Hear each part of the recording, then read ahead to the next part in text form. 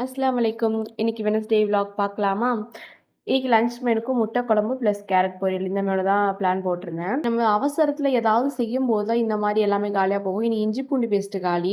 So இப்போதைக்கு கொஞ்சோண்டு துருவி சேர்த்துக்கலாம் அப்படின்னு சொல்லிட்டு துருவிக்கிட்டேன். மிக்ஸிலயும் அரைக்காது இல்லையா? ஸோ அதனால கொஞ்சோண்டு துருவி சேர்த்துக்கிட்டேன். அப்புறம் நிறையா செஞ்சுக்கலாம் அப்படின்னு சொல்லிட்டு. அம்மா இந்த வேலையெல்லாம் முடிச்சுட்டு நம்ம லஞ்ச் செய்யணும்னா டைம் ஆயிரும் இல்லையா?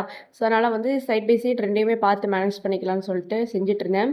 தேங்காய் துருவல் காலியாக போச்சு. குழம்புக்கு வேற அரைக்கணும். ஸோ அதையுமே சேர்த்து செஞ்சிடலாம்னு சொல்லிட்டு அதையும் தான் செஞ்சுட்டு இருந்தேன். சண்டே இன்லாஸ் வீட்டுக்கு போயிருந்தேன் இல்லையா? அன்னைக்கு தான் நாட்டுக்கோழி முட்டை வாங்கி குடுத்துருந்தாங்க. ஸோ நேத்துமே அத அவிச்சுட்டேன். இன்னைக்குமே அதையே குடுத்துட்டோம்னா, கண்டிப்பா நீ பிடி, நான் பிடின்னு பால் மாரி தூக்கி போட்டு விளையாட ஆரம்பிச்சுருவாங்க. ஸோ அதனால இந்த மாரி செஞ்சுட்டோம்னா, கண்டிப்பா அமைதியா சாப்பிட்டுப்பாங்கன்னு சொல்லிட்டு தான் இந்த மாரி ரெசிபி செஞ்சிருந்தேன். பீப்பிள்ஸ் குடுக்கணுமே அப்படின்னு சொல்லிட்டு நானுமே ரைஸ்குள்ள மறைச்சு வச்சு குடுத்தாலும், கண்டிப்பா அத மட்டும் பொறுக்கி எடுத்து எனக்கு வேண்டவே வேணாம்னு சொல்லிருவாங்க. பசங்களலாம் நல்லதா 4 வாய் சாப்பிட வைக்கிறதுக்குள்ள நம்மளுக்கு போதும் போதும்ன்னு ஆயிரும் இல்லையா? ஸோ இன்னைக்கு லஞ்ச் மெனு என்னன்னு பார்க்கலாமா? சுட சுட ஒயிட் ரைஸ், முட்டை குழம்பு, அதுக்கப்புறம் கேரட் பொரியல், கர்டு. இன்னைக்கு தான் லஞ்ச் மெனு. வீடியோ பிடிச்சா ஃபாத்தி சமையல லைக் அண்ட் சப்ஸ்கிரைப் பண்ணிக்கோங்க. தேங்க்ஸ் ஃபார் வாட்சிங்.